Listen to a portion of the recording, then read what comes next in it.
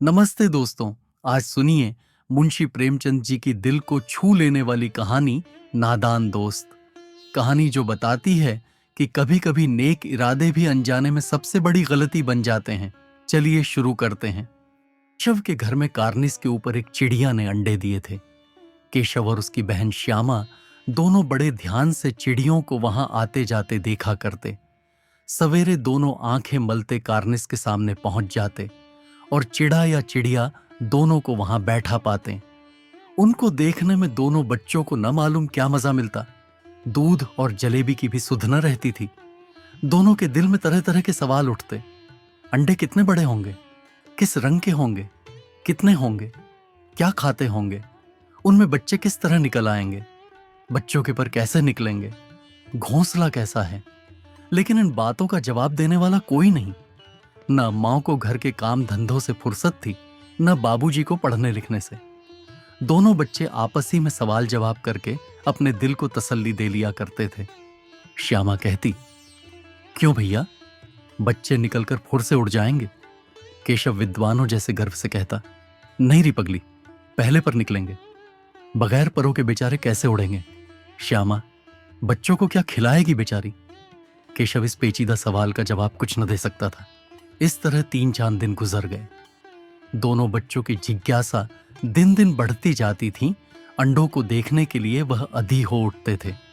उन्होंने अनुमान लगाया कि अब बच्चे जरूर निकल आए होंगे। बच्चों के चारों का सवाल अब उनके सामने आ खड़ा हुआ। चिड़ियां बेचारी इतना दाना कहां पाएंगी कि सारे बच्चों का पेट भरे। गरीब बच्चे भूख के मारे चूं चूं करके मर जाएंगे। इस मुसीबत का अंदाजा करके दोनों घबरा उठे। दोनों ने फैसला किया कि कार्निस पर थोड़ा सा दाना रख दिया जाए। श्यामा खुश होकर बोली, तब तो चिड़ियों को चारे के लिए कहीं उड़कर न जाना पड़ेगा ना। केशव, नहीं, तब क्यों जाएंगी। श्यामा, क्यों भैया, बच्चों को धूप न लगती होगी। केशव का ध्यान इस तकलीफ की तरफ न गया था। बोला, जरूर तकलीफ हो रही होगी, बेचारे प्यास के मारे तड़फ रहे होंगे।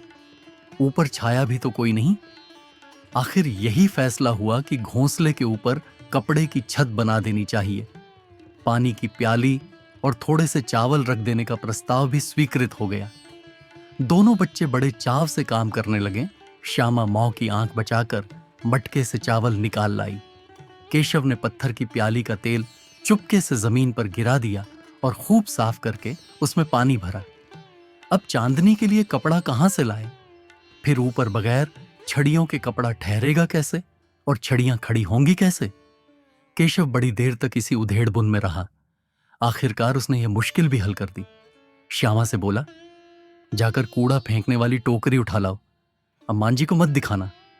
श्यामा, वह तो बीच में फटी हुई है, उसमें से धूप न जाएगी।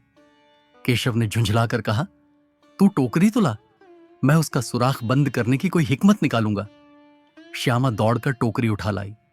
केशव ने उसके सुराख में थोड़ा सा कागज ठूंस दिया और तब टोकरी को एक टहनी से टिकाकर बोला, देख, ऐसे ही घोंसले पर उसकी आड़ दूंगा, तब कैसे धूप जाएगी। श्यामा ने दिल में सोचा, भैया कितने चालाक हैं। गर्मी के दिन थे, बाबूजी दफ्तर गए हुए थे, अम्मा दोनों बच्चों को कमरे में सुलाकर खुद सो गई थी। लेकिन बच्चों की आंखों में आज नींद कहां। अम्मा जी को बहकाने के लिए दोनों दम रोके आंखें बंद किए मौके का इंतजार कर रहे थे। ज्यों ही मालूम हुआ कि अम्मा जी अच्छी तरह सो गईं, दोनों चुपके से उठे और बहुत धीरे से दरवाजे की सिटकनी खोलकर बाहर निकल आए। अंडों की हिफाजत करने की तैयारियां होने लगीं। केशव कमरे में से एक स्टूल उठा लाया, लेकिन जब उसे काम न चला तो नहाने की चौकी लाकर स्टूल के नीचे रखी और डरते डरते स्टूल पर चढ़ा। श्यामा दोनों हाथों से स्टूल पकड़े हुए थी। स्टूल को चारों टांगें बराबर न होने के कारण जिस तरफ ज्यादा दबाव पाता था, जरा सा हिल जाता था। उस वक्त केशव को कितनी तकलीफ उठानी पड़ती थी, यह उसी का दिल जानता था। दोनों हाथों से कार्निस पकड़ लेता और श्यामा को दबी आवाज से डांटता, अच्छी तरह पकड़, वरना उतरकर बहुत मारूंगा। मगर बेचारी श्यामा का दिल तो ऊपर कार्निस पर था। बार बार उसका ध्यान उधर चला जाता और हाथ ढीले पड़ जाते। केशव ने ज्यों ही कार्निस पर हाथ रखा, दोनों चिड़ियां उड़ गईं। केशव ने देखा कार्निस पर थोड़े से तिनके बिछे हुए हैं और उस पर 3 अंडे पड़े हैं। जैसे घोंसले उसने पेड़ों पर देखे थे वैसा कोई घोंसला नहीं है। श्यामा ने नीचे से पूछा, कहे बच्चे हैं भैया? केशव, 3 अंडे हैं, अभी बच्चे नहीं निकले। श्यामा, जरा हमें दिखा दो भैया, कितने बड़े हैं? केशव, दिखा दूंगा, पहले जरा चिथड़े ले आ, नीचे बिछा दूं, बेचारे अंडे तिनकों पर पड़े हैं। श्यामा दौड़कर अपनी पुरानी धोती फाड़कर एक टुकड़ा लाई। केशव ने झुककर कपड़ा ले लिया, उसके कई तह करके उसने एक गद्दी बनाई और उसे तिनकों पर बिछाकर 3 अंडे उस पर धीरे से रख दिए। श्यामा ने फिर कहा, हमको भी दिखा दो भैया। केशव, दिखा दूंगा, पहले जरा वह टोकरी दे दो, ऊपर छाया कर दूं। श्यामा ने टोकरी नीचे से थमा दी और बोली, अब तुम उतर आओ, मैं भी तो देखूं। केशव ने टोकरी को एक टहनी से टिकाकर कहा, जा, दाना और पानी की प्याली ले आ, मैं उतर आऊं तो दिखा दूंगा। श्यामा प्याली और चावल भी लाची। केशव ने टोकरी के नीचे दोनों चीजें रख दी और आहिस्ता से उतर आया। श्यामा ने गिड़गिड़ाकर कहा, अब हमको भी चढ़ा दो भैया। केशव, तू गिर पड़ेगी। श्यामा, ना गिरूंगी भैया, तुम नीचे से पकड़े रहना। केशव, ना भैया, कहीं तू गिरा पड़ी तो अम्मा जी मेरी चटनी ही कर डालेंगी, कहेंगी कि तूने ही चढ़ाया था, क्या करेगी देखकर। अब अंडे बड़े आराम से हैं, जब बच्चे निकलेंगे तो उनको पालेंगे। दोनों चिड़ियों बार बार कार्निस पर आती थीं और बगैर बैठे ही उड़ जाती थीं। केशव ने सोचा, हम लोगों के डर के मारे नहीं बैठती। स्टूल उठाकर कमरे में रख आया, चौकी जहां की थी वहां रख दी। श्यामा ने आंखों में आंसू भरकर कहा, तुमने मुझे नहीं दिखाया, मैं अम्मा जी से कह दूंगी। केशव, अम्मा जी से कहेगी तो बहुत मारूंगा, कह देता हूं। श्यामा, तो तुमने मुझे दिखाया क्यों नहीं? केशव, और गिर पड़ती तो 4 सर न हो जाते। श्यामा, हो जाते, देख लेना, मैं कह दूंगी। इतने में कोठरी का दरवाजा खुला और मां ने धूप से आंखें को बचाते हुए कहा, तुम दोनों बाहर कब निकल आए? मैंने कहा था ना कि दोपहर को ना निकलना। किसने किवाड़ खोला? किवाड़ केशव ने खोला था, लेकिन श्यामा न मां से यह बात नहीं कही। उसे डर लगा कि भैया पिट जाएंगे। केशव दिल में कांप रहा था कि कहीं श्यामा कह न दे। अंडे न दिखाए थे, इससे अब उसको श्यामा पर विश्वास न था। श्यामा सिर्फ मोहब्बत के मारे चुप थी, या इस कसूर में हिस्सेदार होने की वजह से इसका फैसला नहीं किया जा सकता। शायद दोनों ही बातें थीं। मां ने दोनों को डोर डपटकर फिर कमरे में बंद कर दिया और अब धीरे धीरे उन्हें पंखा झलने लगी। अभी सिर्फ 2 बजे थे, बाहर तेज लू चल रही थी। अब दोनों बच्चों को नींद आ गई थी। 4 बजे यकायक श्यामा की नींद खुली। किवाड़ खुले हुए थे। वह दौड़ी हुई कार्निस के पास आई और ऊपर की तरफ ताकने लगी। टोकरी का पता न था। संयोग से उसकी नजर नीचे गई और वह उलटे पांव दौड़ती हुई कमरे में जाकर जोर से बोली, भैया, अंडे तो नीचे पड़े हैं, बच्चे उड़ गए। केशव घबराकर उठा और दौड़ा हुआ बाहर आया तो क्या देखता है कि 3 अंडे नीचे टूटे पड़े हैं और उनसे कोई छूने की सी चीज बाहर निकल आई है। पानी की प्याली भी एक तरफ टूटी पड़ी है। उसके चेहरे का रंग उड़ गया।